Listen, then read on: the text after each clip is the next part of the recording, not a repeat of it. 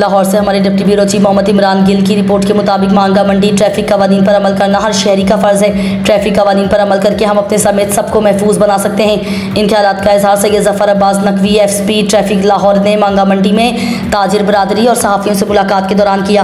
उन्होंने कहा कि ट्रैफिक का पहिया किसी सूरत रुकना नहीं चाहिए। वज़ीर आला पंजाब मरीम नवाज़ के विजन के मुताबिक मांगा शहर को मॉडल सिटी बनाने में ट्रैफिक पुलिस अपना भरपूर किरदार अदा करेगी। मेन शाहराहों का हुस्न तबाह करने वालों के साथ आहनी हाथों से निपटा जाएगा। उन्होंने तजावुज़ात रॉन्ग पार्किंग पर खुसूसी क्रैकडाउन का हुक्म दिया। मांगा चौक की बेहतरी के लिए लायामल तैयार किया गया। ताजरों को उनके मसाइल के हल के लिए यकीन दहानी करवाई और शहरियों के लिए ट्रैफिक आगाही मुहिम के लिए हुक्म सादिर फरमाया। उन्होंने सेक्टर इंचार्ज इंस्पेक्टर अब्दुल जलील नासिर और इंस्पेक्टर शाहिद के हमरा मांगा चौक का दौरा भी किया। मार्केटों, बाजारों, हत्ता की गलियों मोहल्लों में राहगीरों का गुजरना मुश्किल हो चुका था।